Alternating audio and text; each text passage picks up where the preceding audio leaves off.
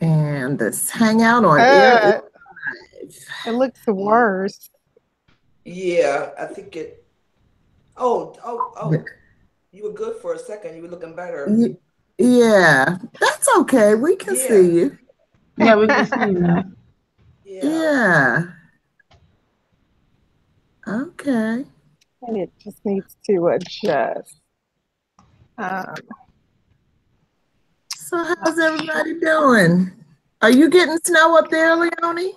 No, we're not in the path of nor'easter, sir. So I've been wearing my Birkenstocks for a week Uh, with socks. With socks. with socks? Yes. Okay. Okay. Yeah, I think we're expecting rain and some snow. Probably more rain on Friday because it's gonna be um, warmer. But It's been dry for more than a Hmm. week. Mhm. Good. Good. Mhm. Are you guys still getting snow down there? I heard there's a second. It's coming around again or continuing. Venita got a heavy dust today. It oh, snowed here, wow. but now it looks like it didn't snow at all. But this morning it looked like, all hell was breaking loose. So,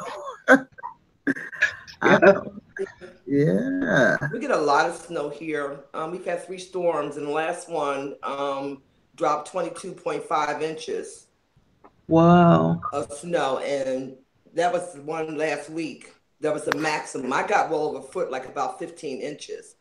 But Wow. this time I got about 8 inches, and the storm before that I got about a foot. It always snows here. I was just telling Michelle that they put their shorts on 2 weeks ago, and they were jogging out here today in the snow. They still got It's, shorts on. I'm serious. Once they Yeah. put them on, yeah, they don't take them off. it's been significantly Nicole, warmer here. So, Oh, really? Really warm? Yeah. yeah, even though we have like this cold front, so I guess that's what you all are referencing, but it's Yeah. still like significantly warmer. Um, I have enjoyed getting out and enjoying some sunshine. Been sorely needed. So, yeah. jeez. Mhm. Yeah. Yeah, Toronto's make not in us a snow jealous. belt. Toronto's not in a snow belt, so we don't get the big dump, but there's places around us that get it. Yeah. They Oh, have good skiing in wow. Canada. I heard. Mhm. Nicole, did you see Leonie's last message? This is going back now a week or more. On the idea of trying to plan a trip. Yeah, yeah. The problem is, I believe I have conferences at that Yeah. time, and it was my intention to go back. I'm just crazy right now. Um, trying to meet deadlines. Um, Oh, it's okay. so it was my intention to go back in, but I'm trying to recall her last message. I will check the page again because I can't say for sure. I know I needed time to check to see, but I do have the conferences, consecutive conferences that I'm presenting at, which is like crazy because I need to Yeah. revise these papers. But yeah, I'll go back in and check. Would summer just be easier for you, Nicole?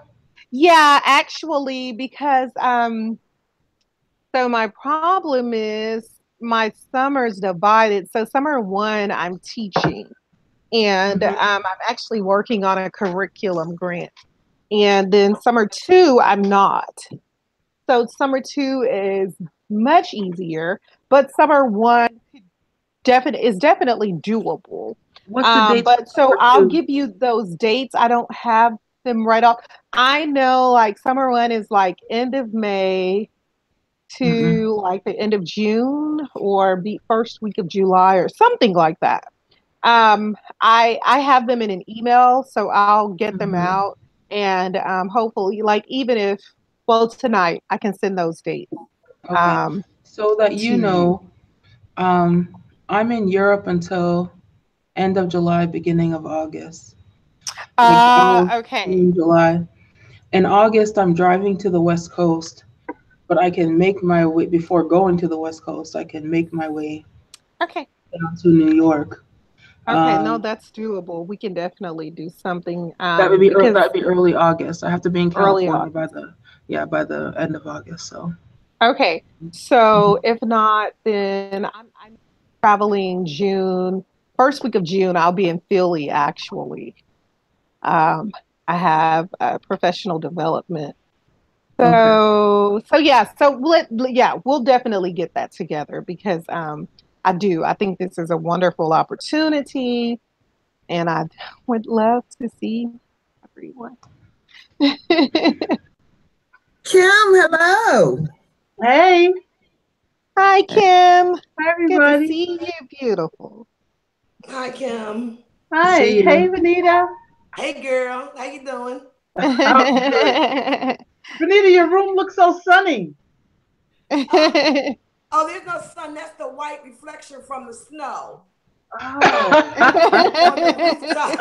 On the rooftop. But it is bright. It's Wow. true though. I wear my sunglasses way more in the winter than I do in the summer. I have to wear extra sun screen during the winter time. You were speaking about August. In August, I really can't come out the house. But I can meet you Hmm. down in Philly in June, Nicole. Ah, okay. Y'all can swing by Yeah. there and grab Michelle. Mm-hmm. Ride by the This house would and be do a that ride would by be grab. I can be out in wonderful. Philly in June. Okay. Well, yeah, I'll definitely share those dates. I am so excited about Yeah. this opportunity. So yeah, let's make it happen for sure. Mm. So we're saying Philly for a get together? It could be No. our initial meeting place. We're just trying to figure out a month because unfortunately this I'm in April. I have consecutive conferences and ooh, my heart beats a little faster each time I think about it.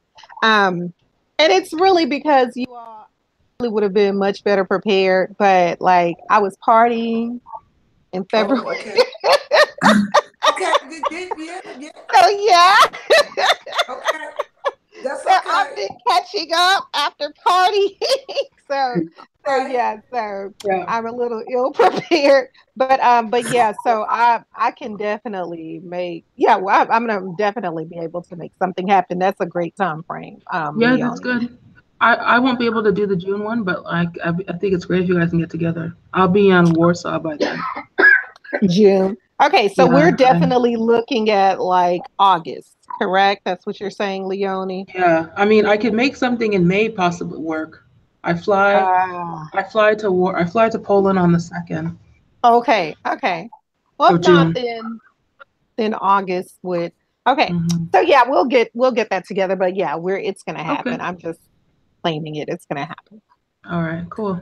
Okay. All Well, let's right. get started. Are we Yeah. ready? All right. Good to see everyone. Yeah. Um, Be fun. Geo. Okay. Do we want Yeah, to where's give Gio? Geo a few minutes, or do you want to? I don't Where's Okay. Gio? know. Haven't heard from.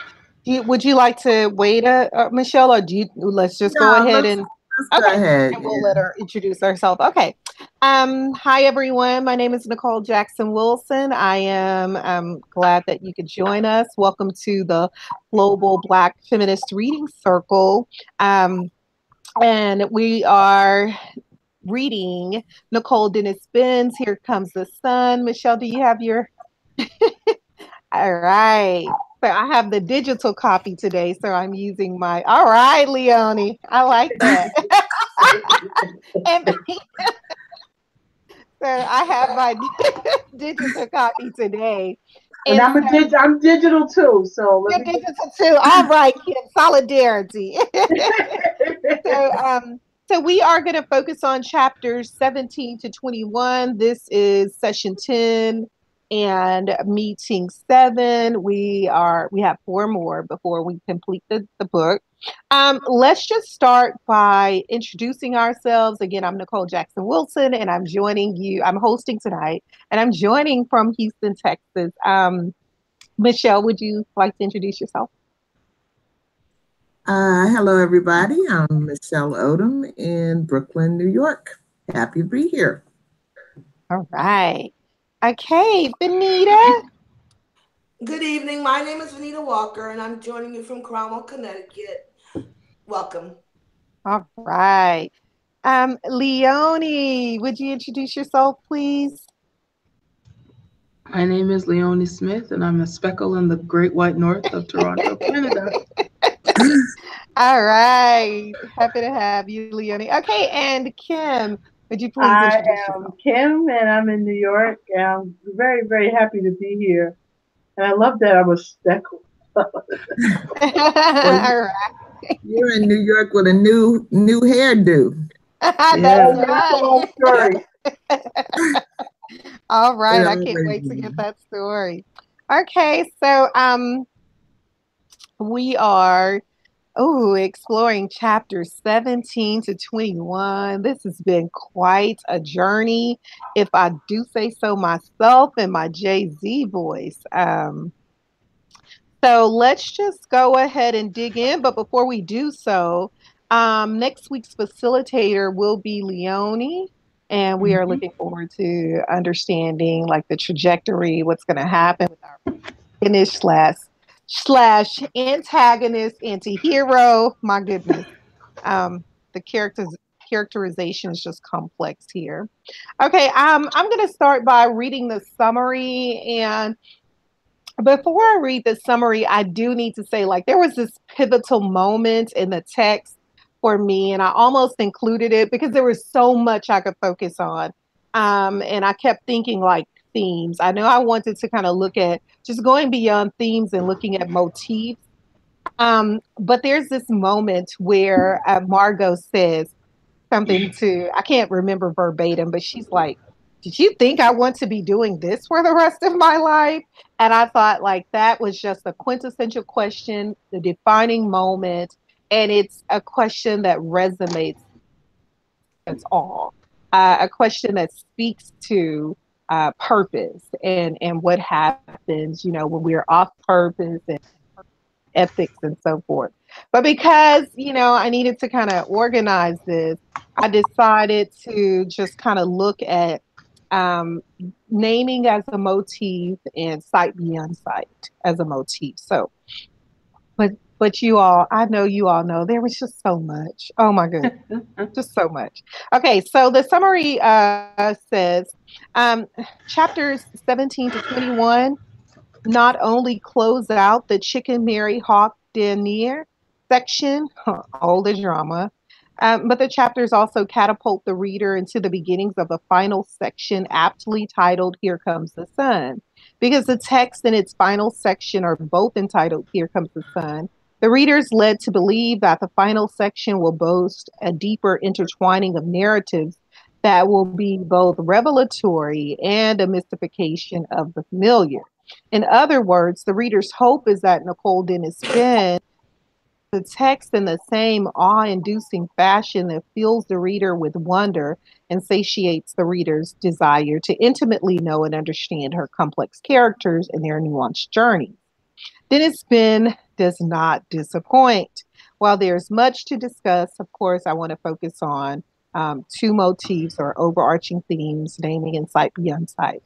So first, when we explore naming, I want to think about and think through ancestral or historical ties to naming, the power of naming, and what naming reveals about those characters. And then next, moving from naming as a motif, I like to shift to the idea of sight beyond sight, to see deeply, to perceive, even spiritually, to envision and or a revision, to intuit, to discern, to do that beautiful thing that James Baldwin speaks to in his letter to Angela Davis. He says, there's always, of course, any picture that can speedily be perceived And in all of this, groaning and moaning, watching, calculating, clowning, surviving, and outwitting, some tremendous strength was nevertheless being forged, which is part of our legacy today. So, kind of this notion that a speedy reading of a thing does not get us to that perception or to perceiving a thing. And to add to this loquacious definition, consider Ta-Nehisi Coates' explication. He says Baldwin refused to hold anyone's hand. He was both direct and beautiful all at once. He did not seem to write to convince you. He wrote to beyond you. Given this, I'd like us to think through points in the text whereby the characters and Dennis-Benn herself deeply perceive, see beyond, write beyond, and have the wherewithal to exemplify sight beyond sight. Okay, so, and then the questions begin. Actually, I guess I had given questions already. Okay. I don't know what I did there. Okay. Michelle, would you start us off with with naming, please? Naming. We know that naming a thing and having the ability to name a thing is powerful. From creation myths and religious imagery, renaming ceremonies attributed to indigenous people and people of African descent in the Americas, as well as in disciplinary formation, i.e. transnational Black women studies, and the argument for naming ourselves. Naming suggests influence, speaks to privilege, and engages positionality. Who names? Who has the ability to name? Who responds to a name? Let's think about how Dennis-Benn has shaped her text by giving characters specific names. Thandi equals beloved, loving one. Margot is child of light, pearl. Dolores equals sorrow. Merle, a blackbird. Verdine equals associated with Cape Verde or green. Charles, army, warrior, and king. Violet equals violet flower, purple. Asifa equals collector, gatherer, to rise to the occasion. And Novia equals girlfriend, sweetheart. Let's ruminate on name meanings. When, where do the names seem appropriate, and when, where do they fall short? And how does reconsidering characters' names and naming as a powerful act induce readers to exhibit a different way of seeing, sight beyond sight?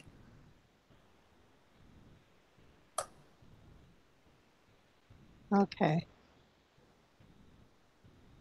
Anyone? So I guess I'm just looking, first of all, just kind of wondering, do those names apply? Do they fit? And if you were to critique the names, where is she going? Like, where is Dennis-Benn going? What's the effect? And where do the names hold up? And then which ones would we say would just be ironic? Dolores. Her name definitely fits her. And Charles' name, I love him. I don't know why. He is just so special. Yeah. Army, warrior, king. He is just so loving and so caring and so considerate and so wise. I really like Charles a lot. Novia, well, going by Alfonso, that might fit. Right. Oh, thank you, Kim. And Kim said the name Alfonso is a Teutonic baby name, and it means eager for war. That is very good. Interesting. Yeah. Yes. Yeah. So, like, I think that authors, of course, and authorial intent and control that they definitely go somewhere with those names. Sometimes I've heard authors say, "Oh, I was dreaming," or "I had a vision," or "that name came to me at some of the most inopportune moments." But I think that names are an important part, and naming would be an important part for us to enter the text and enter conversations regarding text. Mm-hmm. So Well, anybody there? Thandi, beloved and loving one. The beloved part, she's so the object of folk Mhm. for her mother and sister, in their dysfunctional way. I think that they are loving her as best they can. And then the loving one, one, she's got this love going on for Charles, so she's one of the love stories in the book. But also, I think the whole theme around her defining herself, naming herself as an artist is an act of self-love. Wow. So I think it's a good name for Thandi. Wow. That is definitely powerful. Wow. And I was thinking when I learned like Margot's name, Pearl, right? And the meaning. And like, I had no clue that pearls were composed or come to be as a result of fecal matter. So it was like, wow, where's Dennis-Benn is on? Because there is something magnetic about Margot. Like, my feminist ethics or womanist ethics, shall I say, I don't know. But as much as I kind of want to just wash my hands with her, she is that character, that being, that force that I have to pay attention to. Because there is something that is um the push pull factor, right? So as much as something pushes me, I just want to, as a character, away from Margot. There's an intrigue, a mystique, layer of something that I hope by the time we get to the last chapter in this text that I can better understand, like, what is it? And I think maybe it's just being misguided, like I said before.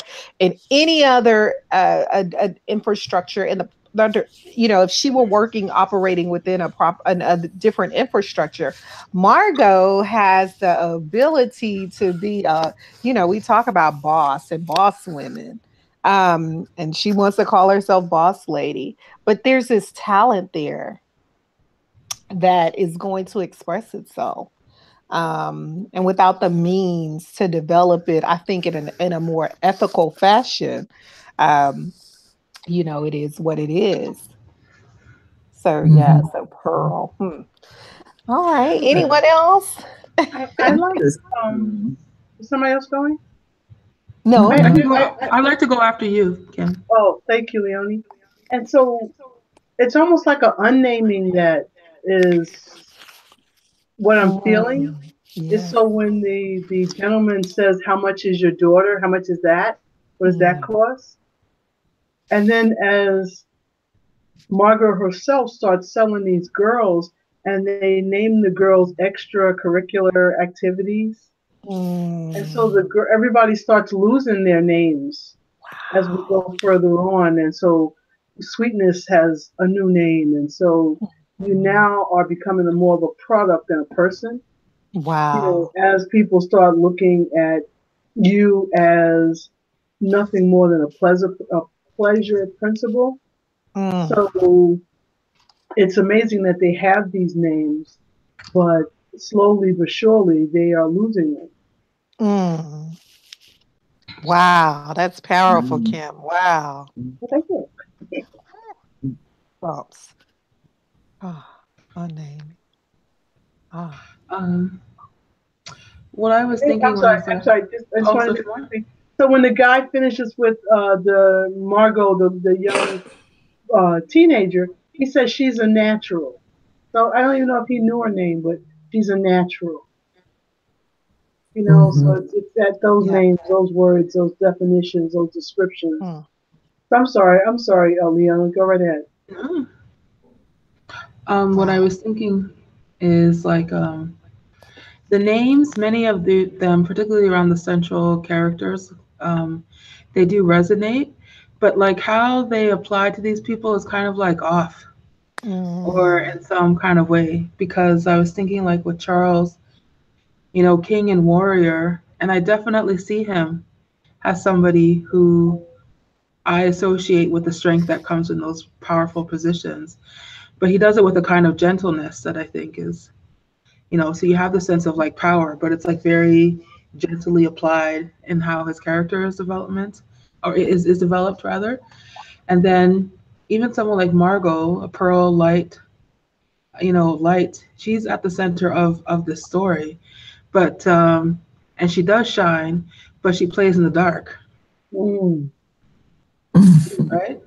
yeah. She's sneaking in rooms and she's has a whole secret life, or a couple of them are by this time.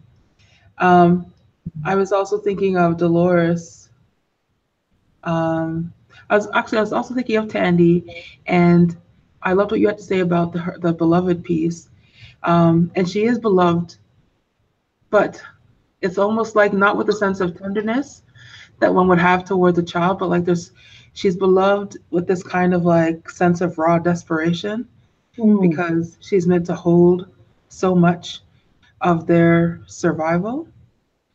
Mhm. Um, And it's funny in that moment, like the first word that I was gonna say was the word so much of their ambition, but I keep remembering that their ambition, it's not ambition if you're living in a shack. It's riskier than that. And then the last one was Dolores that I thought about. Sorrow is something that you kind of associate with quiet or meekness.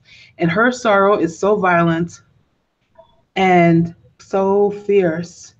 There's like it leaves no room for anyone. Like it's just so it was that idea of like these names, these meanings, they resonate, but that how they're applied is just the opposite of what you would expect. mm. Wow. Hmm. That's true, Leonie. So the irony. Wow, that's beautiful. Yeah. Yeah. And I love one thing that I really appreciate as a person of Jamaican background. So many Jamaicans have names that they sound like estates, like Glenmore, Yeah.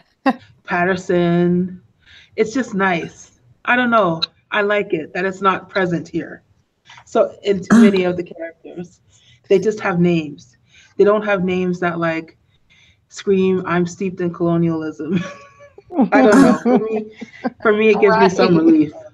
It just gives me some relief. So I just wanted to share that as well. What about And Verdine? I've been to I'm Cape Verde, and it's associated with Cape Verde or green. Hmm.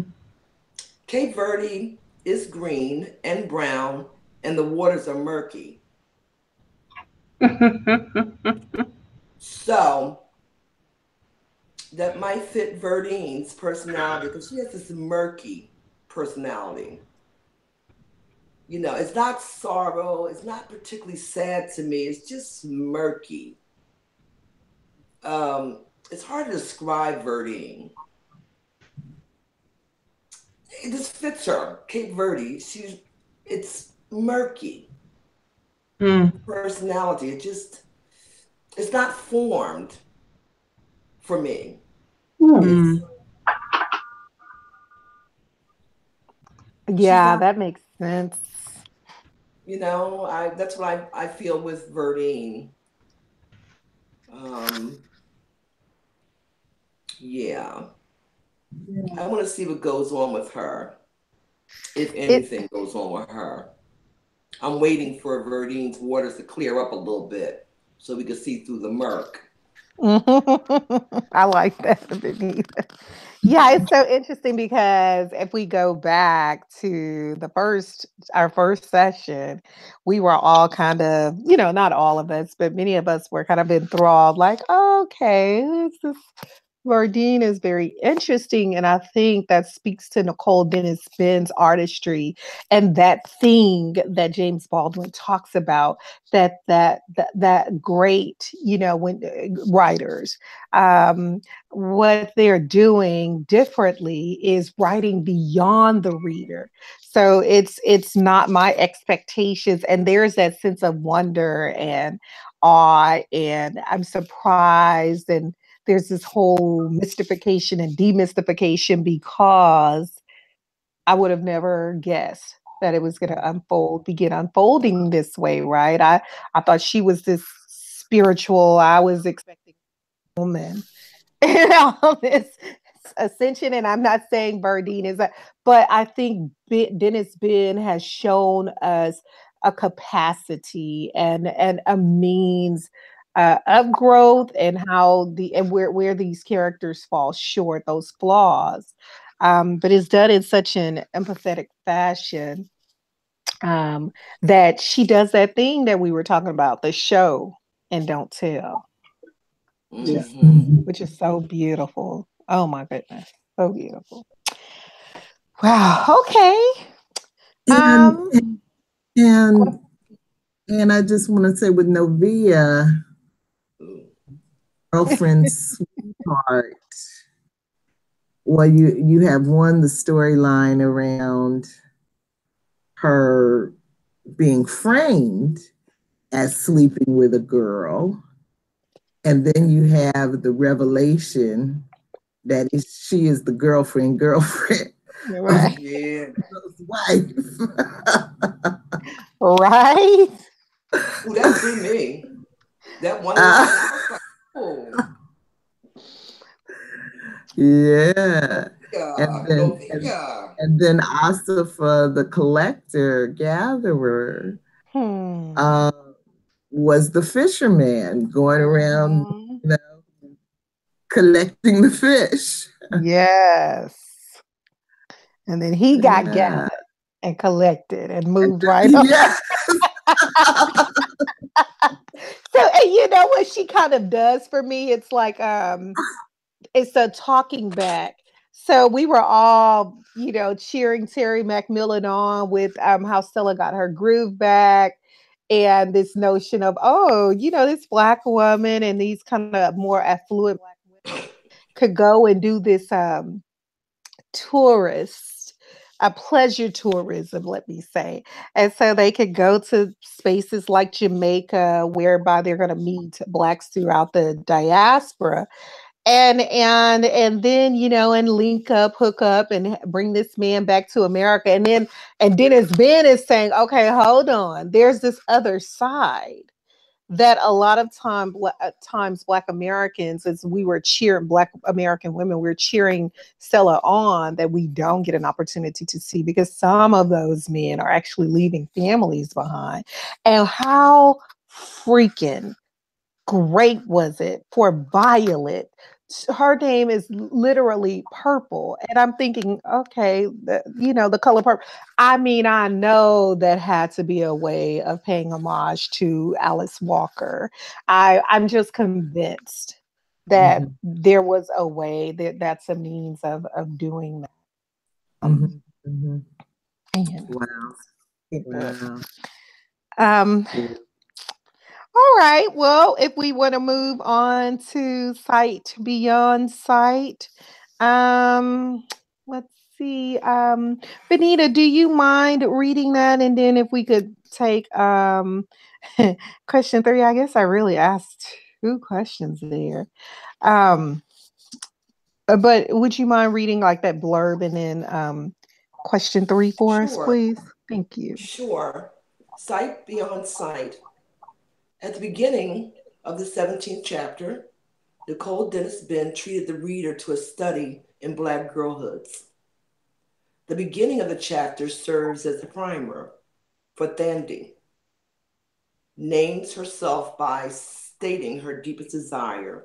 I want to draw, she goes on to say. I want to be an artist.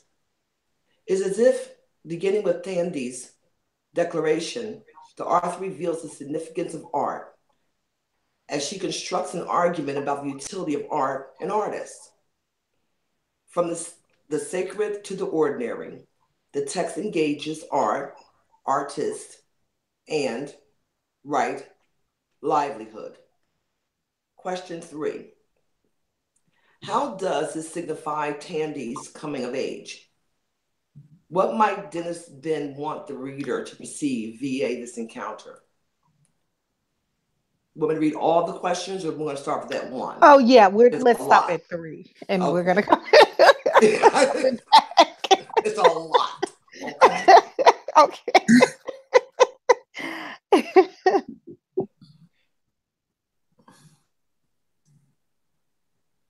I can start. Okay, thank you, Kim. The thing that felt like coming of age the most for me was when Dolores looks at the book after Thandi leaves the room or leaves the hut, and she sees herself the way her daughter sees her. And there's something about starting to see your parent as human when you know your child is coming of age, that all of a sudden it's not so much how you see them, but how they see you. And Dolores was not pleased at how she was captured and captured so well that she felt almost subhuman, that her daughter sees her this way. But I think it was Dolores's judgment of the picture that the author told the reader about. So when she said her flat nose and her big breast leaning on her tummy and all of this stuff, I don't think that for the daughter to give that to her as a late gift, that she saw ugliness in what she drew. I think she saw her mother when she was drawing it. You know what I'm saying? She saw all the collective parts that make her mother someone that she'd want to capture. So it was just amazing that the daughter, I think, gave it to her with love, but the mother, because her self-esteem and her self-image is so warped, all she could see was the flat nose and the ugliness that she sees when she looks at herself. Right, and she's carrying that guilt, you know. Yeah. From selling Margot that first time, but you know, apparently it became a going thing. So she feels like Thandi can see all of that in her, you know. Can we talk about that? I'm sorry. That is profound. Yes. The $600, that scene, I mean, that's deep. I knew she would not take that money. I was wrong. Mm-hmm. Aren't you silly? Well, she treats her how much is that? Like, and next thing you know, she saw that money and she said, gone with him, gone. Well, she treats her daughters like they're products. I don't feel any love at all. You don't feel what? I'm sorry? I don't feel any love coming from Dolores. Yep. She's so damaged, as Dr. Joy DeGraw, I think she was the one that wrote post-traumatic slave syndrome. Post-traumatic, yes, slave syndrome. She has a vacant self-esteem. It's not low. It's just not there. I don't feel any love resonating off that woman's body. I don't feel anything because she doesn't feel anything. She treats Thandi, she treats Margot, she treats everyone as if they're product. Just like she's selling her little goods at the market. She looks at them as sources and she sells her little goods. I don't feel anything coming from her. I don't think she doesn't even, I don't know I don't think she even has love to give. I don't think she knows what it is. Because from my understanding, Mama over there, her mother, Dolores been through some stuff. So she looks at everything and everyone as a product. That's what I feel when I read. It's the end, it's the means to whatever end that she wants you to be. I never feel love. Yeah. I don't feel anything from her. Just vacant. She just functions. She gets up in the morning, she brushes her teeth, she goes to sell her products. Anything come past her way is a product. It's gonna be sold. I don't care what it is. It's a product. You're out. There was, I'm certainly don't ever want to be in a position of defending Dolores because her behavior is indefensible. But there was a slight hesitancy at that initial sale of Margot. Remember, she was like, "Oh, what are you talking about? The bird? You want?" Right. And he had to really get explicit. No, I want the girl, because she was trying at first to not go down that road, and whatever amount he said in the beginning, then he upped it to $600. Right. At which point it just, it was too much for her to turn down. And she looked at Margot, with some level of sadness or regret or something, as she was hoping Margot would understand why she was doing this. Yeah. And the scary thing to me about that scene is she didn't know where that man was taking Margot. Yes. She could have been selling her into slavery. I guess you can look at it. So I'm not trying to defend Dolores. I'm just saying that was a part of the text, that there was some initial hesitancy. I actually read it different. Maybe I was just in a different mood or something, but I didn't read it as her being hesitant. I read it as being a play with words, a sales pitch with words on this white Taurus. That's what I felt. Colored man. Yeah, that's what I felt. It's like, what you talk about? It's a little play with the mind. We know you ain't talking about the dolls. You talking about her. He was negotiating. Maybe depends on what frame of mind I was in. Oh my God. I felt like she was just, it was a mind playing sales pitch. I think once she was going to take the money, it was a look in her daughter's eyes that wasn't necessarily for the customer, but she was trying to convey to the daughter something that, trust her, this was best in the long run. Right. I agree. And it's the indictment on the so-called colonizer, right? Or the colonizer. This kind of a way that Dennis-Benn creates this dichotomy. So you could clearly see this person who's in this role of colonizer, who feels that, conquest by any means, and that extends to, I can, walk upon these shops and the natives, the tourist colonizer, and name what I want, give a price, have that thing, and can move on and return home. Because, of course, as Jamaica Kincaid says, the tourist's objective is never to stay. The tourist is escaping his or her own banality and boredom and so forth. And so it was just so interesting to see how he could totally walk in that space and transform it, flip the script, and be sold something that was not initially for sale. You know, he transformed that marketplace with that transaction, right? And this is where I'm confused, you all. So, you know, we later learn, I think, I don't want to be, because I've read a little bit more of the book. I don't want to give anything away. Okay. And between chapter 17 and 21, do we actually find out what happens to Dolores's money? Am I within or am I ahead? No, we find out within those. Okay.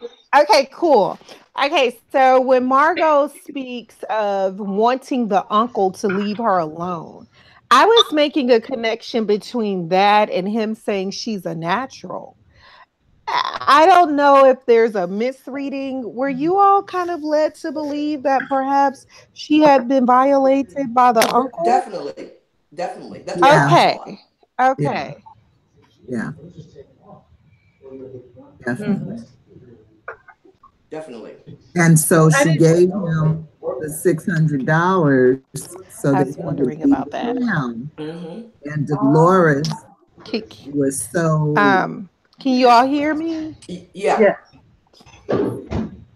Yeah, Dolores was so pissed about that she then started selling Margot over and over again to make up. And then I was thinking, like, well,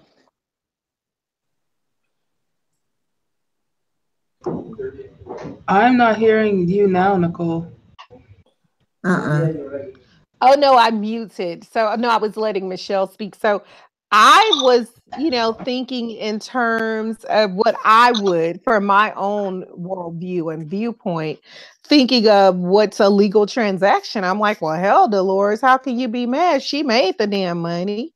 You know, I mean, so I understand that Margot used that money to get rid of, to get somebody out of her space.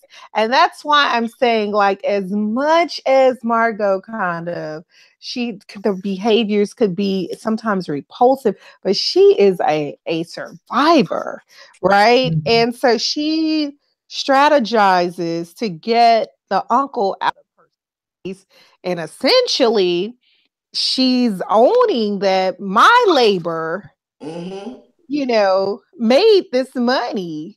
So, you know, legally, how could Dolores be upset? You know, like you were acting like the madam that, well, okay, Margot eventually becomes, okay. Can I just, yeah. Yes. I want to share something, if I could. Like, I'm wondering if there's obviously, the space is rife with Dolores haters, so that's why I recognize the audience. And I'm trying to think of, like, why have this character? Like, what is she meant to show us? And the more that I think about it, I kind of see this as a comment on motherhood, in that people don't like her because of what she says about love, and particularly a mother's love, because it doesn't fix what they're imagining, that a mother's love is something that is not natural, that it's habitual. Like, Dolores does not know how to love as a mother because she is in an environment in which that has not been available to her. And there's this understanding that, like, you know, you get pregnant and you know exactly what a mother's love is, and you have a baby, and, you know, like, it's just as natural, like rain and sunshine. And this, and it, for me, it really pulls that into question. Like, that's what I see.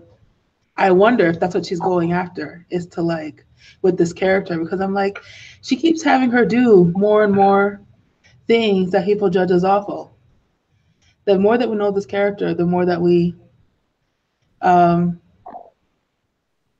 guess we're meant not to like her. And I'm just questioning the why. And I wonder if it has to do with that piece around mother's love. I definitely think it has something to do with motherhood. But I would also say from the angle of naming, the way that Dolores talks to Margot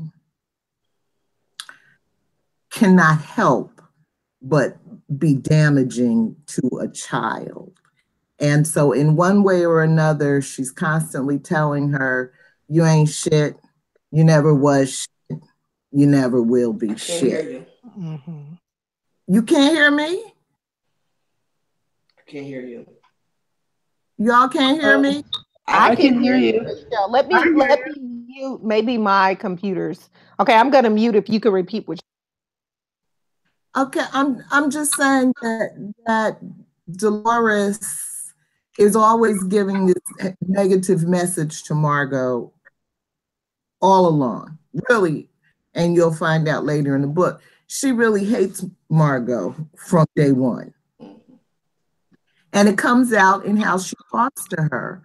But, you know, I think what Dennis-Benn wants us to look at, for one thing, is, so what is the impact of that kind of conditioning, that kind of naming on a child? But whether it's your mother or your boyfriend or your husband or your pimp or your employer, anybody constantly telling you, you ain't shit, you never was shit, you never will be shit. I mean, look at how Alfonso talks to her.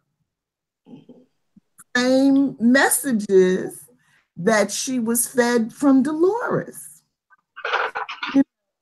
So I do think it's about motherhood, the mother-child relationship, but the sight beyond sight for me is to have us think about, and so what is the impact on the child having been exposed to that kind of mothering?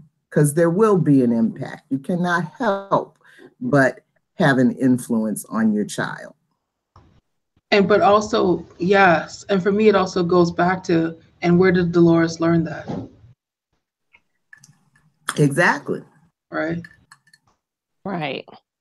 So Dolores's mother had preferential treatment, preferring the male child, right? And then Dolores's access to like a romantic love is that she was violated as well, right?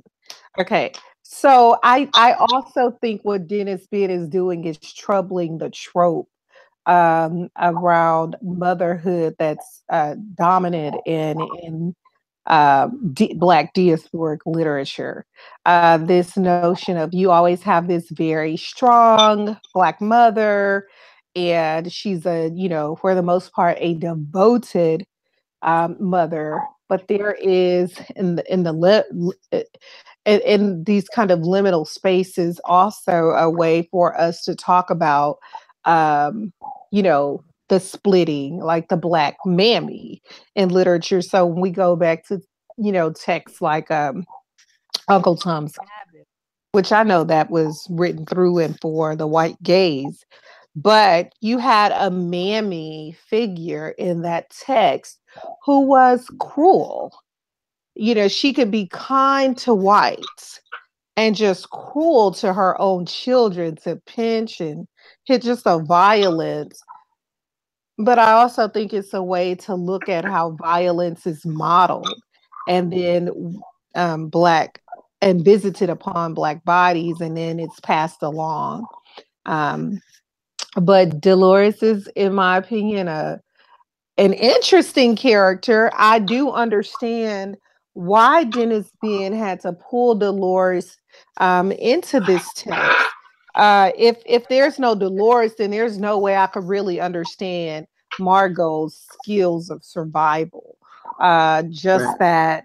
that she is she's kick ass there. She's gonna make it, right?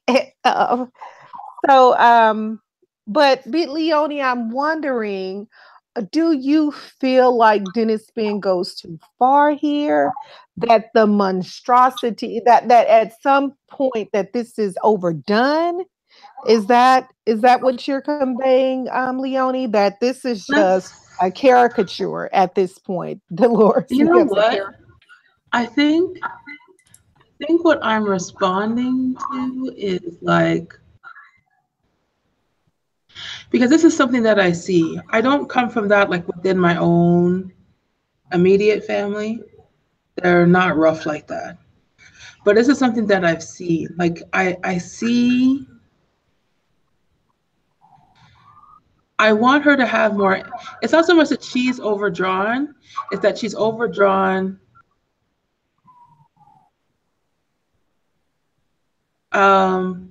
for the audience that's receiving her in terms of this book and where it's published and who was reading it. Because for me, I know so many people like Dolores who are very rough, and like a white person will walk into a room and they switch. And I associate that with something that comes from that culture.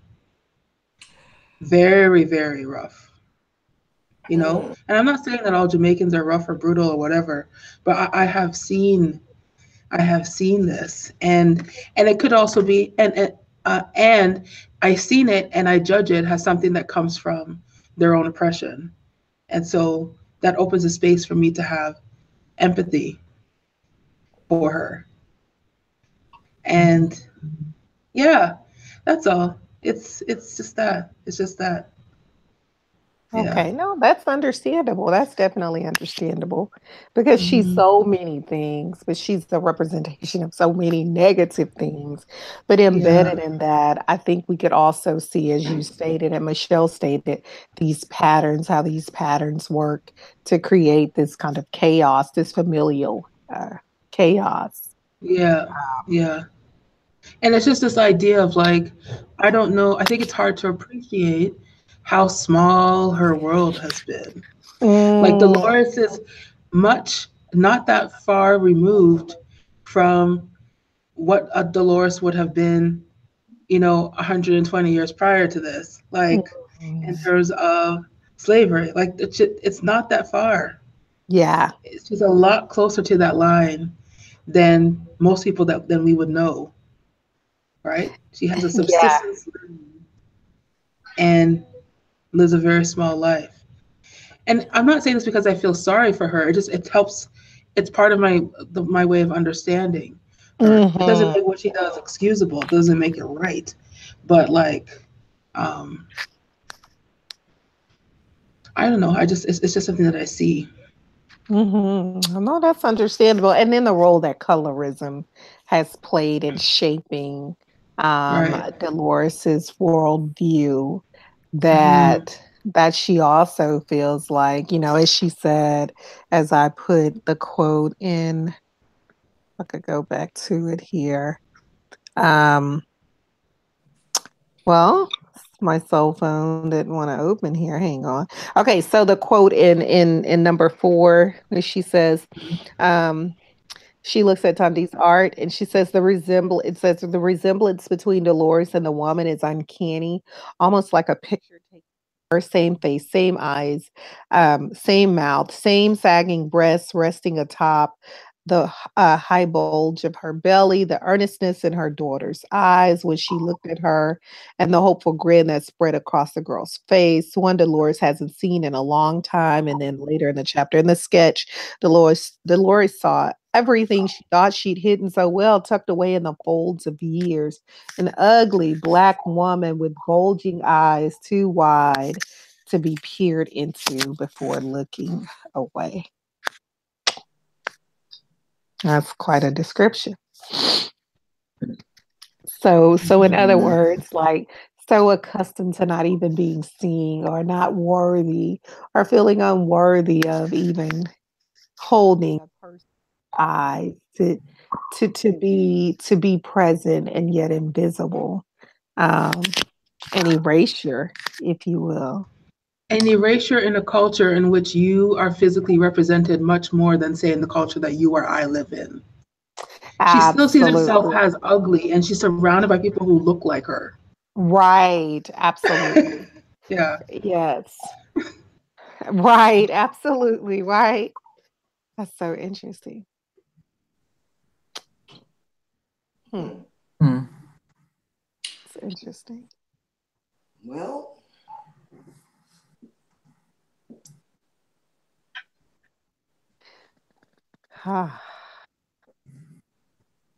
So Well, that speaks to the personally, violence. I wonder when it came to the gentleman offering money for the daughter, the second she saw the money, she was for it. You know what I'm saying? So it wasn't the amount of money. It was when he put down the first 100, and then when it turned out to be 600, she was like, as soon as she smelled the money, she was good to go. So it just feels like what poverty does to you, and what lines will you and will you not cross to save your family. And if you are destroying the family, is that some selfish need of your own? Because watching that girl walk away not knowing if she'll ever come back, that's destroying the same thing. I mean, that for me, it's just hard to put myself in that situation. And in terms of the writer, it just makes me feel like there's this intersection between racism and family dysfunction that needs to sometimes be addressed and looked at, so that there is still some dysfunction within people of color that needs to be harnessed.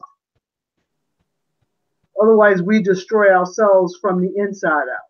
And that's what I see in Dolores, that she will destroy herself and her children based on the fact that she has been destroyed.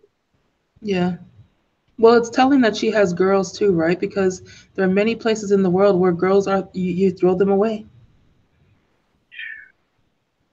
Yeah. In They're many not worth cultures. Many cultures. Many cultures, it's like sex selective abortion is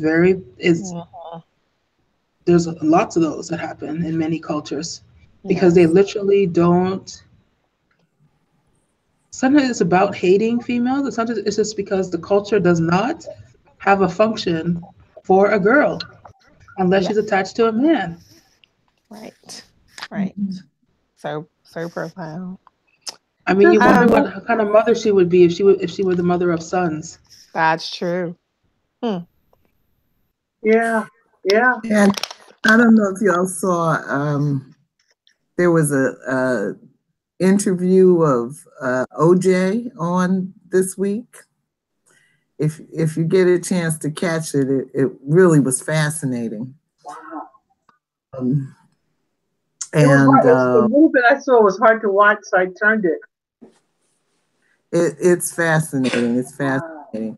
But anyway, one of the pieces is, they go over the civil suit where Goldman's, not Goldman, Simpson's family sued him and was awarded the $33 million. And, it just had me thinking about Nicole Brown Simpson. And, to me, that's an example of these same kinds of dynamics going on with Dolores, but playing out, at a much higher income bracket.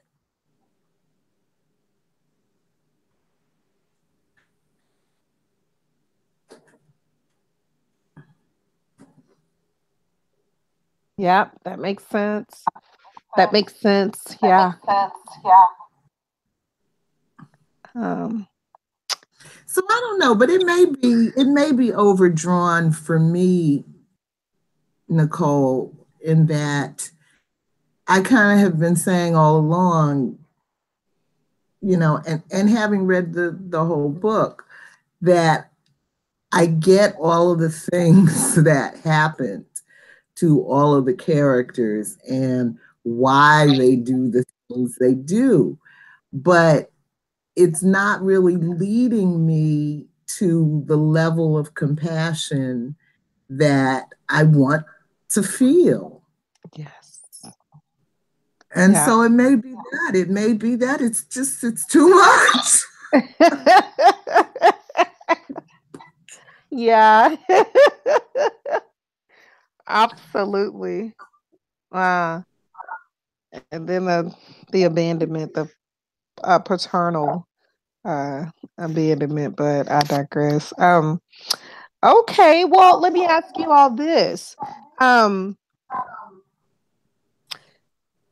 What was Thandi's aim? Why would she show you why would she show the Dolores the image? Did you all think that was an act of rebellion, or what where did you think Thandi was doing at that moment in time? I thought she was coming out. I thought that she was sharing who she was, and I thought that there was this hope of some understanding. And once the mother saw the talent, that she would say, "Oh yes, you just forget about being a doctor. You don't have to make sure that I'm safe for the rest of my life. Go do your thing. Power to you." And there's a part of me that was just like, "Oh, you poor thing. You're talking to the wrong woman. If you knew your sister's story, you wouldn't be showing her that book." Right. But right. Dolores was only thinking about herself. That was my feeling. Yeah. It wasn't about Thandi at all. She's thinking about who is going to feed me. That's right. So she didn't even see, if it wasn't for that picture being so unflattering because she's naked, she wouldn't even notice that picture. I felt she just would have thrown it on the counter. She would have looked at it twice because she is a product. That's all I feel that her daughters are to her. She doesn't care about that. She's more worried about not she being a doctor because that's something she wanted to do, or an artist, be that the case. She's worried about who's going to feed me. That's what I got out of that. It wouldn't have made a difference. You are disrupting my future. This is why you are here. Your sole purpose is to be a doctor, as I have personally seen from other cultures, and take care of the family. Mm-hmm. I don't want to hear nothing about nothing. Mm-hmm. This is what. So that's all. That's what the feeling I got. Right. It just happened to be that she was naked. It just happened to be a picture of her, showing her naked body. Okay. Why do you think the daughter showed the pictures to her mother? Well, I also believe it wasn't just to show how good an artist she was. Let's face it, she has a lot of resentment too. Mm. As far as I'm concerned, her daughter might have said, yes, look at you. This is what you are. Wow. I'm sure after living with Dolores for all her life, she knows who her mother, she knows what she's dealing with. So I kind of felt that she might just be saying, this is who you are. And I don't like who you are. This is a gift from me to you so you can see and acknowledge who you are. Wow. That's what I felt, which is coming into her own. Finally having a heart, not coming out and saying it, but showing it through her art. This is what I think you are. Under pretense of this is a gift for Mother's Day, from me to you. This is what you are. This is what I see. That's beautiful. That's powerful. So Thandi she also enacts the show don't tell. Yes. So she shows without saying you're harsh, you're cruel, the space in which you're mothering from is dysfunctional, and so forth. That's powerful. Ah, Venita, well, I agree with you. I think you're right. Now that you say that, I agree, because why not have a picture of her with something on? You can't see yourself until you strip right down to nothing and I stand think in you're that right. mirror.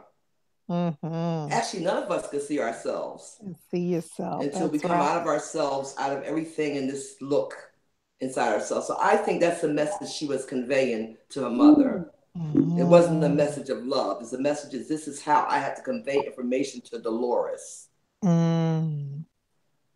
Wow, that doubling. I was saddened by that, only because I felt so bad, not for Dolores, but for Thandi, because this is how you have to be heard. You can't be heard any other way. This is how you have to be heard. Right. Because she doesn't hear her otherwise. That's right. So That's true. That's profound. That's true. What about, let's take number 5 and let's shift to like our own imagined personal sketchbooks, if we could be innovative for a moment. Um when you think about your own mothers, we can even include fathers if you'd like. Um what symbolic imagery, as the question asks, would you use to represent your own mother? Like, how would you capture your own mother or any parental figure, or even if you all would like to imagine how, I guess that's very much so a stretch of how, our children would capture us um, in a sketchbook. But what does that look? What would that look like for each of you, um, if you were the artist?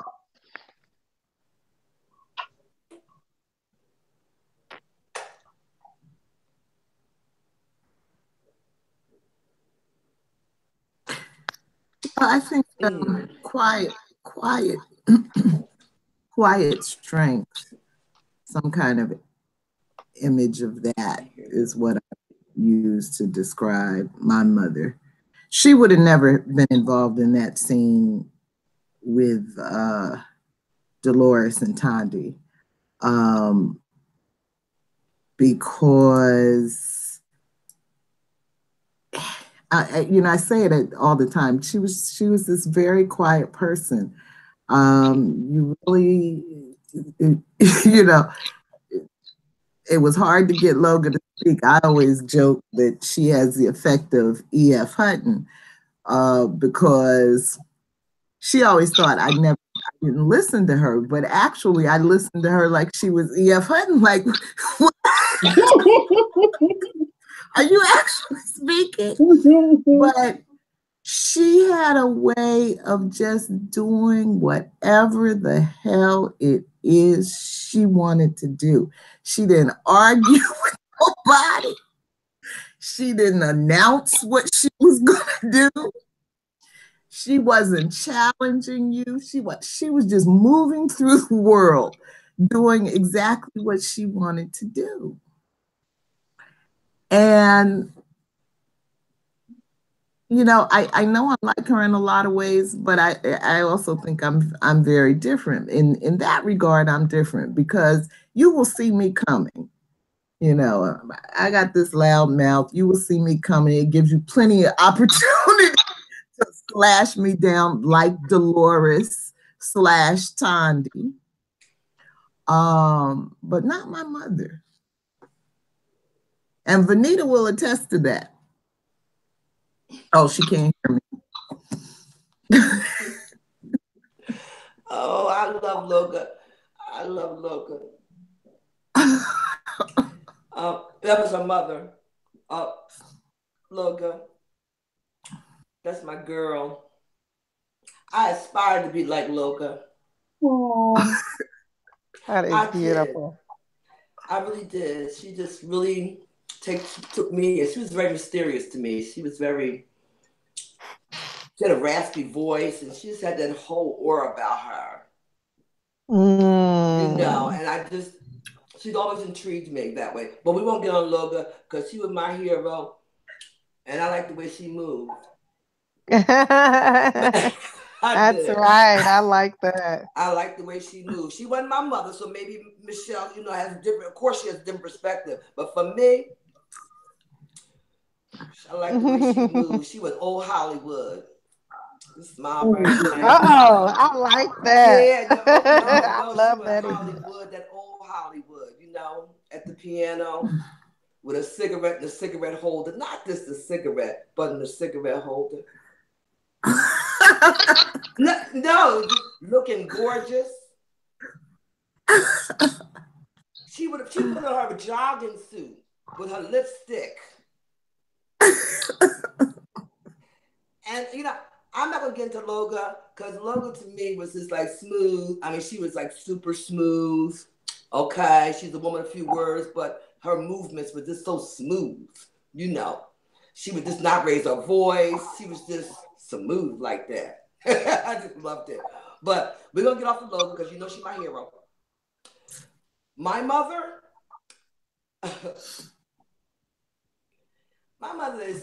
she's sweet, but I picture my mother.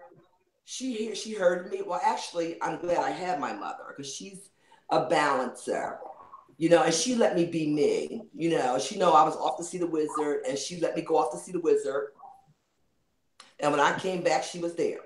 And I go off to see the wizard, and when I came back, she was there. She gave me the freedom that I needed. So I really have to commend my mother that way. That she definitely gave me the freedom to grow. Without interference, without restrictions, because I wouldn't be able to make it. I just wouldn't be able to make it any other way. I needed that room, and my mother definitely gave that to me. She gave me the room. More room. Both our mothers. Well, I think me and you both, Michelle, we had more freedom than anybody we knew. We definitely had freedom, more freedom than anybody. Would you say that, Michelle?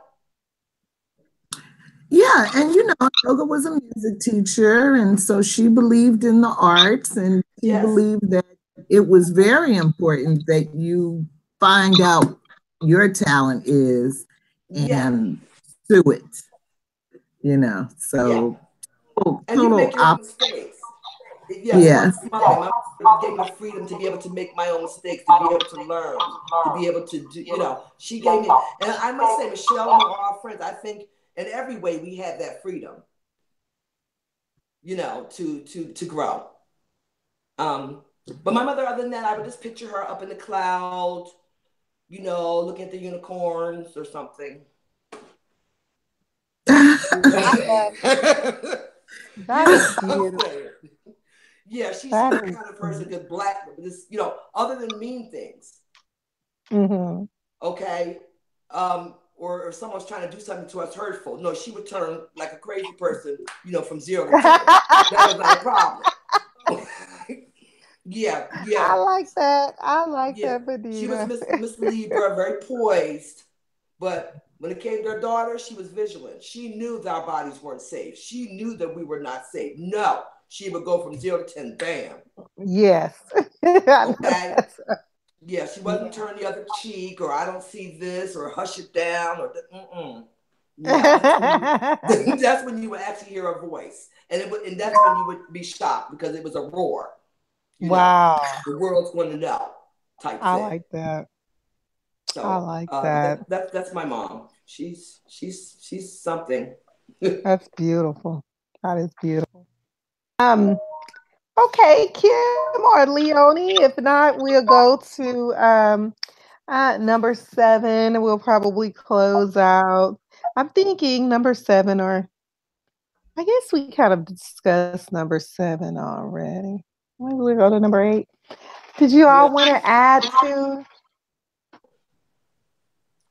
I don't know. I think for me, it's when I think about my mother, she was syrupy sweet, and she had this very, very determined way of speaking, very much. I guess the only thing I could relate it to is like a Southern belle, but she wasn't at all. It was like this very nice thing, but everything with her was like a threat. And so you kind of knew that after being with her for a while, you knew she wasn't going to cuss you out, but you knew that she was dangerous. And I think that it's I just remember the time that this gang was in the hallway and she asked them to leave and they didn't leave, and she went and got her gun and she came back out and she says, "Do you really want to stay here?" Oh. And then she started shooting, and that was, and never said, "Oh, you son of a this and this and this and this," and none of that. And so after that, even though the nails was polished, the hair was done, the nicest clothes, but there was a streak to her that just didn't work for me. It was just like, I don't want no part of that. I don't want no part of that. So, I don't know how to paint her.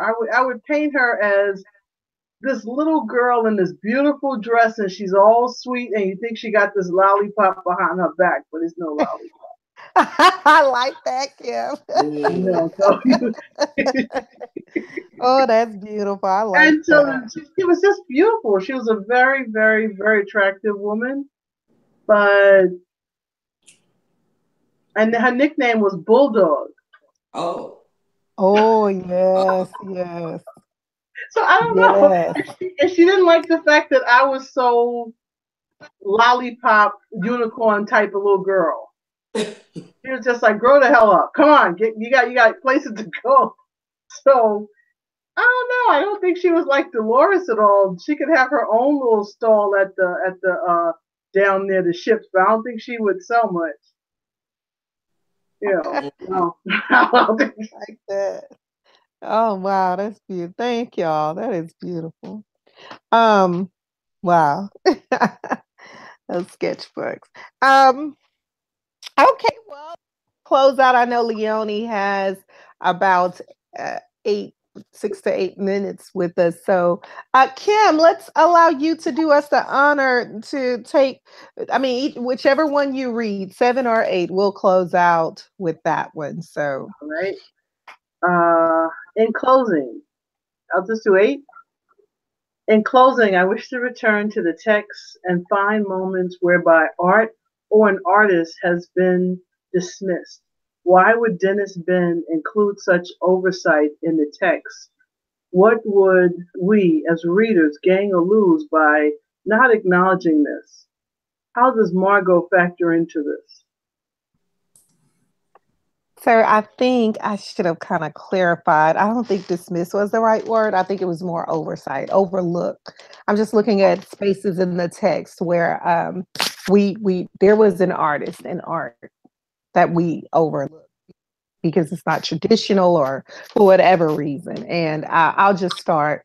It took me to get to um, through that scene of Thandi and Dolores and to kind of go back to that scene a few times because it was so powerful, so poetic for me to recognize, oh shit, Dolores is an artist too. I'd never, I was reading this text, have been reading, and somehow I overlooked that she makes those dolls Mm-hmm. and she's creating things. And I'm like, she is also, an artist. And I started thinking about ways that, Ben has placed these artists strategically in the text. And for whatever reason, sometimes their art, their work, their being, these artists are, and the art itself is overlooked. And as Baldwin, why art is so important, and what it speaks to. So I had that moment in the text where I had to step back and say I was so engulfed in Dolores's shortcomings that I never really paid attention to. And I went back and started looking at, more closely her art. I didn't see that. I didn't see that. Yeah. But now that you say that, it makes me think about John,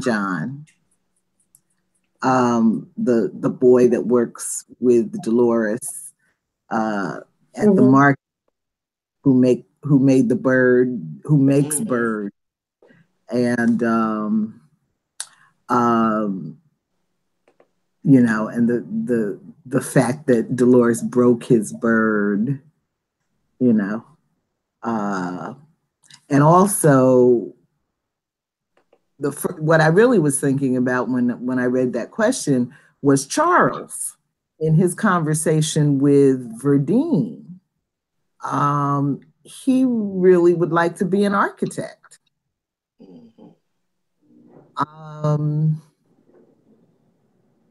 But again, the pressure of money, is probably going to stop him from doing that.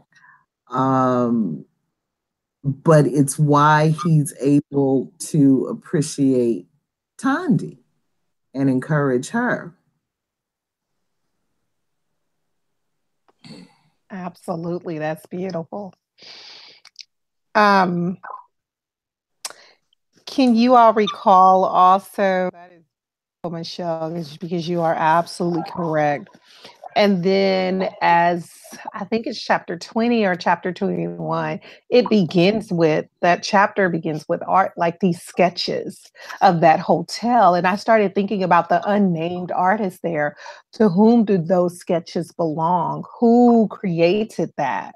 That these men who are kind of going along with the colonizers trope, that they are using this work, this art, to scheme and to destabilize further an economy and a nation. Who is that unnamed artist? I'm never given, we the readers are never given a name. Can you all think of any other instances there?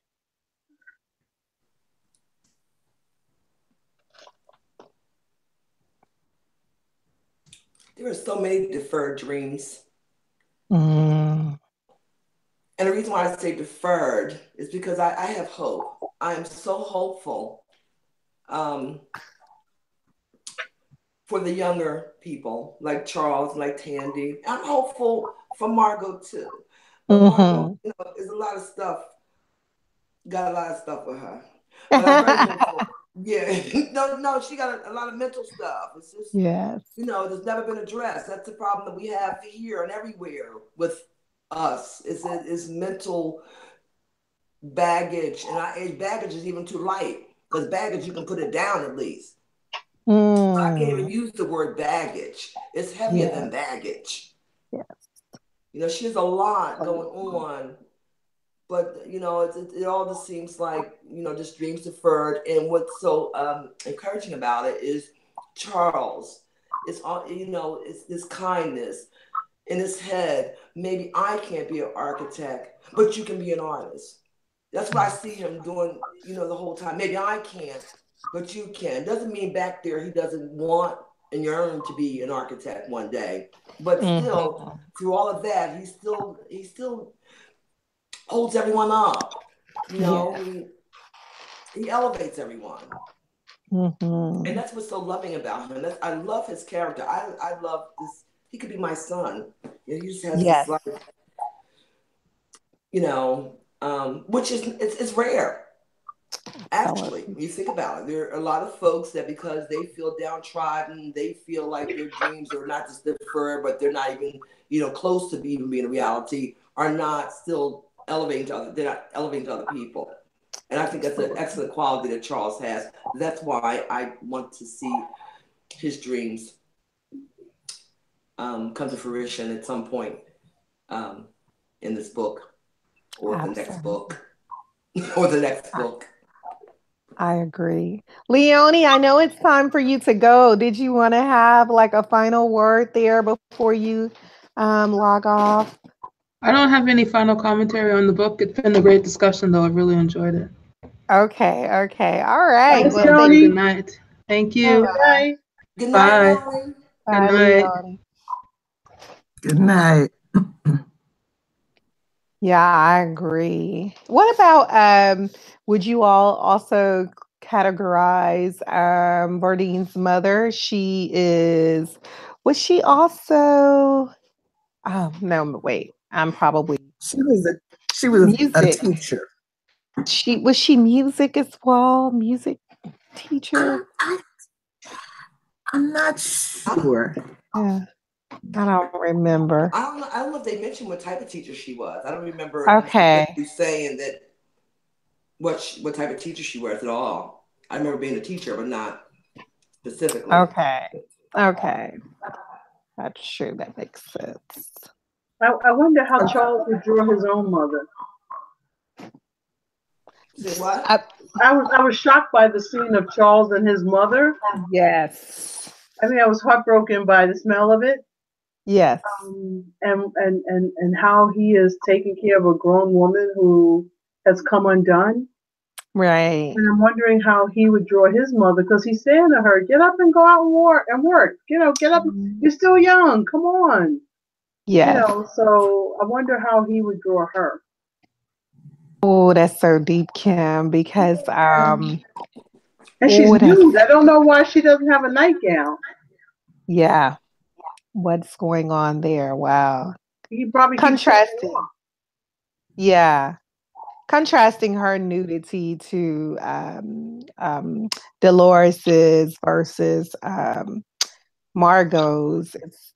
These nude bodies and what they represent in this text. That is so powerful. And the fact that the way in which this economy has been destabilized, it switches and flips our notions of gender roles, right? Because in any other sense, we would imagine his sister Gillette would have been performing that kind of labor, maternal care, caring for the ailing parent, but she is off, so-called legally, which we know she's actually in an underground economy, but it leaves Charles to have to perform that labor.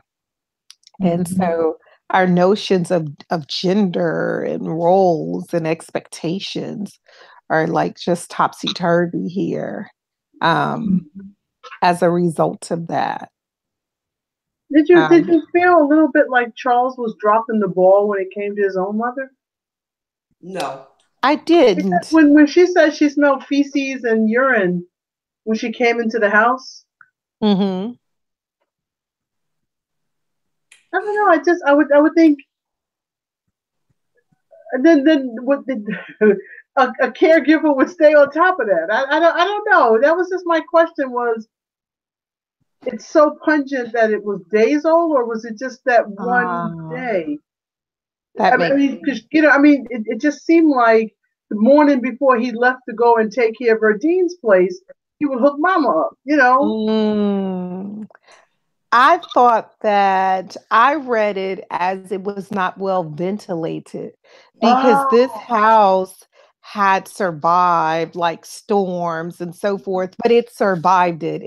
It didn't change, right? And so after the storms, other homes had to be built or rebuilt and so forth. So this home, it's an archive, really, as she stated, as the author says that it's stuck, and so it's not kind of moving along in a, I hate to use the word the modernization of the space. I hate to use that word, but for lack of a better term, it is very much so not moving along with the other domestic those residences in that area. Even Margot. Go ahead, Michelle. Because Miss Violet's life stopped when Asifa left. Yeah. And so she's stuck in that place. Yeah. in her head, whatever era that was. But I just want to say too, the other artist in the book is Asifa. Yes. Yes. Yes, he is the missing artist. Well, he's missing, But his but work he is also went for what he wanted. yeah. You know, as horrible as it is for the people that he left behind, to me, this whole issue of naming in the book and sight beyond sight, and you know what I think the author really wants us to see, really goes to for me, the core of feminism, of this power of self-definition.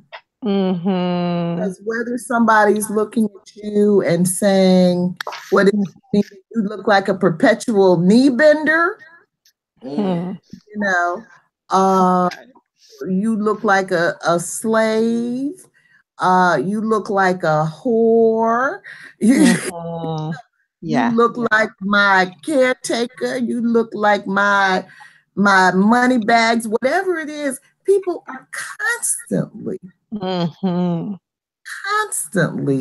trying to impose their definition on us. And I don't think it just happens to women, but you know, but it's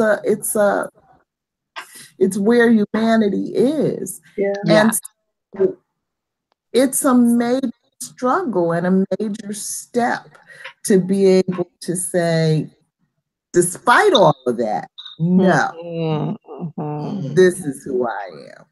Yeah. You know. So in a sense, Asifa went and did just what Asifa wanted to do. Right. Ah, so interesting. It seems like everyone kind of does what they want to do without much concern about anyone else other than what they want. And that I found very unsettling. Only because my personality dictates that whatever Venita does, I have to think about how it affects everyone around me.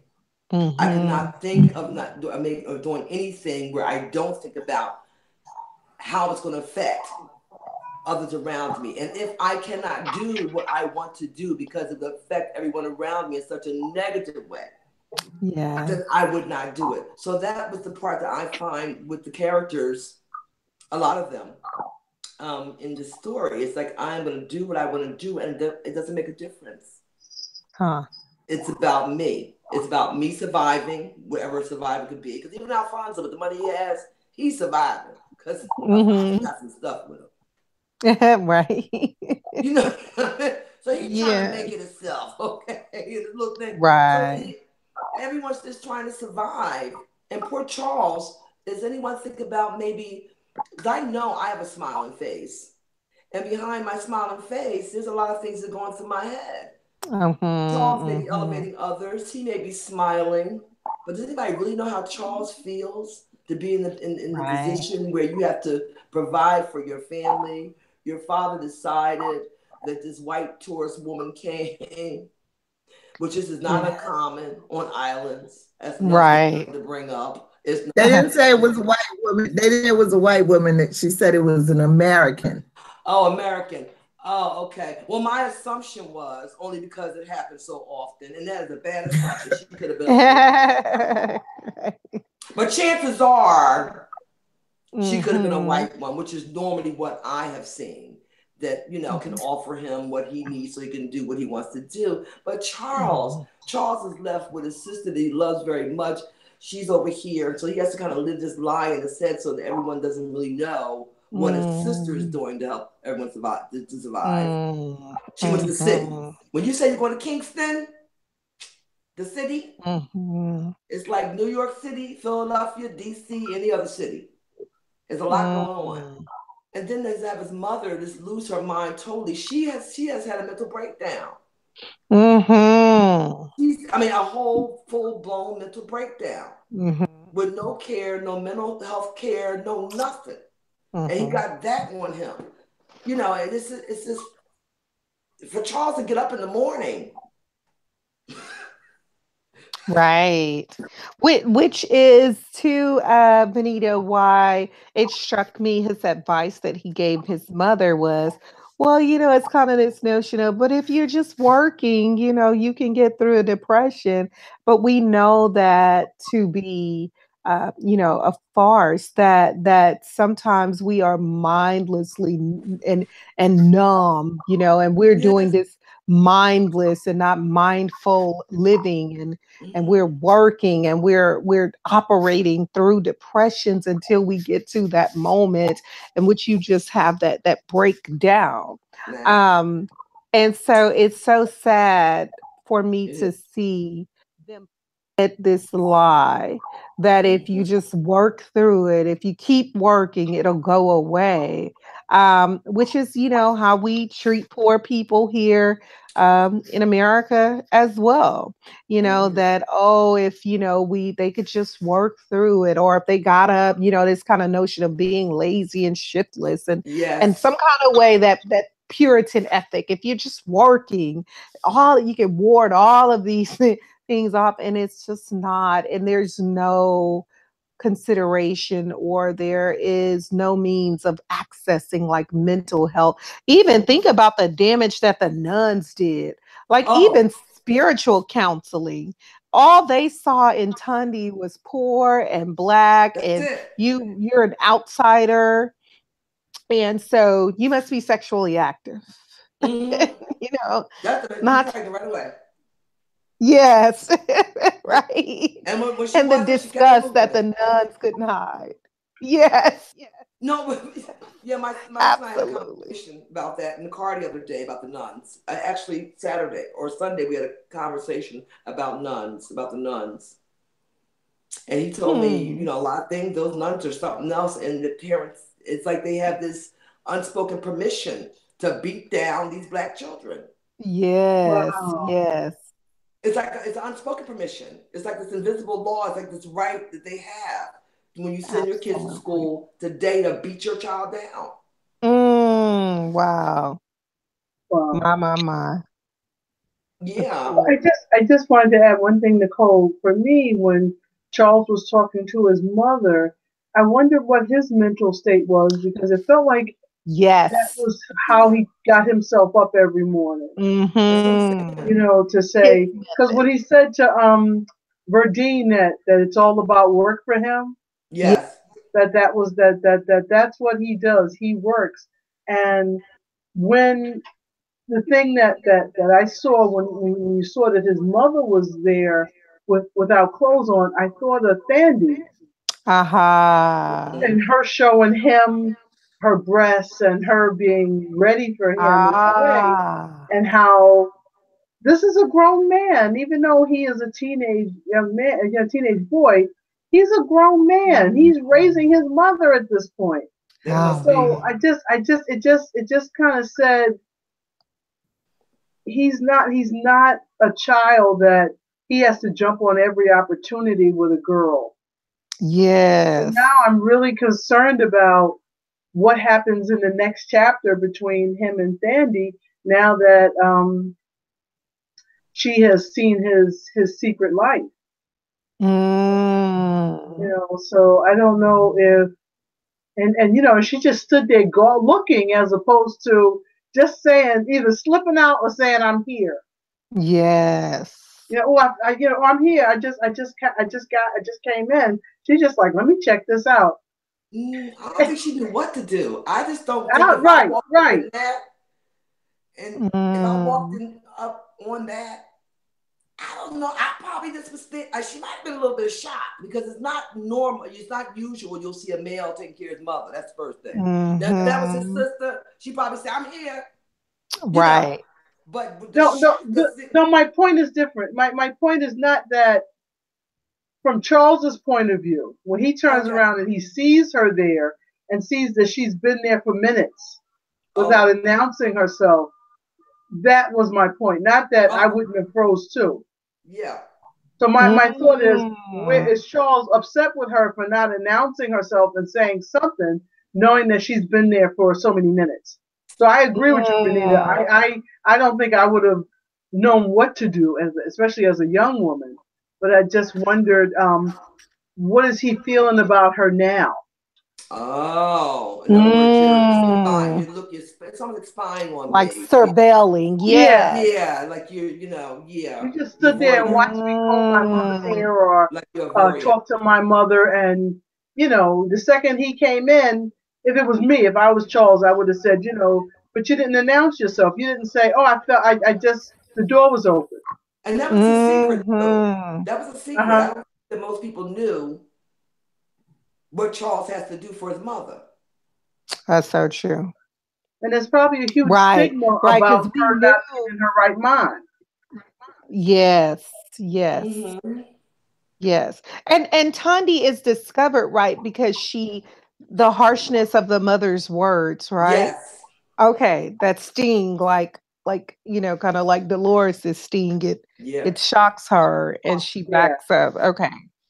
And cracks the Wow. floorboards. So he hears the Yes. floorboards, and that's when he discovered she's there. Mm. Yes. And I Yes. wonder how Yes. psychologically that affects him when he's with Thandi. The Mm. vision of it has to affect something. Do you think the mother's Mm. been like that since the father left? She has. Yeah. Mhm. Yeah, she has. So he's been caretaking her a long time. He wasn't born 19 or 20. When did the father leave? He could have been 12 caretaking, 13 caretaking. Aha. You Yeah. understand what I'm saying? That this is, Charles got a Well, lot he of stuff. was, But was he and that? Yeah, I thought he was that young. Yes. yeah, he had to go pick up food from the Yeah. neighbors, Yes. and Yep. That's right. So he's and been they were dealing with you for shaming quite a him. while. They were making him feel ashamed Yes, and they were. Yes. about the family, and so that's why Mm. he's at the point now where when Verdine offers to help him get scholarships, Yes. Right. Right. he's not interested. He doesn't want anybody's help because Mhm. because he sees the price of it, Mhm. and also his mother, when he tells her she should get a job, her reaction is just kill me. Yeah. Yes, yes. Right. Yeah. She was. Yeah. She was ready to go. Yes. Yes. Yes. Yes. I'm trying Yeah, to grant because her wishes. being dependent on people for any reason, Right. is Right. no fun. No. Mhm. No, you're right. Yeah, that was sad. That was very sad for me when she said that. That was very, very sad. Very, very sad for me. I felt sad, period. It was just sad. It was Mm, She said it heartless yeah. over and sad. over again. She was like, stick this in, cut my throat, punch me in the Yeah. chest, hit me with this, She stab ready me to with go. that. She was Right. ready to go. Yeah, Just Yeah, very people get to that point. graphic. People get to Yeah. that point every day. That's why people commit suicide when they think there's no more help for them in the world. Nothing can help them. No one. That's why people actually succeed in committing suicide, not threat. When they Mhm. get a little cut, they bleed a little bit, and somebody comes to their rescue. They're not really trying to die. When people actually want to die, Mhm. that's when they feel like there's nothing, there's no hope at all. And right. I think she's at that point. No She's help definitely at and that point. no understanding. And Because first of all, no for understanding right, because you can't get help until right, somebody Mhm. understands what you're dealing with. for Right. Absolutely. Charles to tell her just get a job means he doesn't really understand He whatever does. Well, she. he can't. And He's been right, dealing and with I'm not Trevor. blaming him for that. Right. I'm just No, saying from yeah, her perspective, yeah, there's Right. there's nobody that understands what she's going through. Right. And it's like a part of that colonial project to think that, it's something about, in my opinion, still Black bodies that are not moving, that if you're just working, that kind of brainwashing. If you're just working, then things will be okay. Oh, just keep working. And in Right, my opinion, that's a part of the colonial project, right, and helps racialization processes that Black body is dangerous. And Right. then what happens on the opposite end of that? That here is somebody who needs some medical care, right? So these are mental health issues that have caused her to physically break down. That there's not even a thought that, and then when I contrasted like the forms of counseling that were available in the text that Thandi was able to access, hell, that's steep in colonial project too, right? And so it's just wow. And you're right. He was coming from, a project. It's what he knew. That was his coping mechanism. And that is how some people cope, right? Go to work and, I don't really have to think about all this other stuff. But Violet seriously needs Help. help. Yeah. Yeah. But that's actually the way it is, and that's what I find so amazing about Nicole Dennis-Benn's writing is that, Mhm. if I did not know for myself, and you still have that in Yes. 2018, where people are very, very, very poor, very Yes. destined, no medical care, much less mental care, no physical medical care, much less Yes. mental care. Absolutely. And I Absolutely. spoke to my husband about that, and he was saying, yes, believe it. And I was talking about that particular part when actually I mentioned to him how the neighbors actually make him feel terrible because his father left and he had nothing and had to ask for food. And he said, oh no, that's actually what they'll do to you. And I was Wow. we were on the way somewhere. I was in a truck and I was like, Wow. I was like, Yes. because I'll give someone my last, I'll give you my last food. Yeah. I mean, I can make it. If someone's really hungry, he's like, I can make it for a couple of days. I have some water, some bread. I'm all set. I couldn't imagine Yes. someone treating and a child. Once again, everyone stays like a product. It's like they're not only Yeah. does no one human. No one treats anyone Right. like Yes. They're dehumanized. You're they're right. dehumanized. They humanize each other. There's no one. Yep. Everyone's just a product, and we're pretty much in the same boat, except some of Right. us are less poor. You know what I'm Right. saying? Right. Yes. We're numbers. They take our name. You go to a big corporation every day, you don't have a name. That's so true. But You have That a is so tax true. ID number. there's this Yeah. theme in what you're saying that it's like this breakdown of unity. It's like it's like no matter what, it's always this, let's make everybody go for themselves so that you don't realize that there's power in numbers. Mm. There's Mm. always going to be power in numbers. Even when Mm. they're talking about, paying off a couple of owners, and then they have to Mm. deal with the ones that aren't willing to pay off. It's just like when you were talking, Venita, that's what it reminded me of, is that Yes. as long as you can break the threads of unity, you can do anything to us or anything to the group. But yeah, and deep poverty, will do that. Like I'm Yes. It certainly will. thinking When about you're hungry. one of the messages that I got from Wakanda, Black Panther. Mm-hmm. So you have this wonderful, loving, empowered, great society in Wakanda, Mm. but they Yeah. have the resources. They're not worried about how they're going to eat. Mm-hmm. Not worried about where they're going to lay their head. They have everything they need. And so, I know Maslow's hierarchy is discredited, Mm. but nevertheless, love, unity, care, respect, it's like up here on a on a scale of what I need as a human being. First, Yeah. food. I was gonna say something to eat. Yeah. Then some Absolutely. shelter. Yes. Yes. But I think that's More why self-actualization. the Black Panther Party had to be destroyed, because first they provided free breakfast, Yes. free education, and then I did not know this until this year, but they started group health care.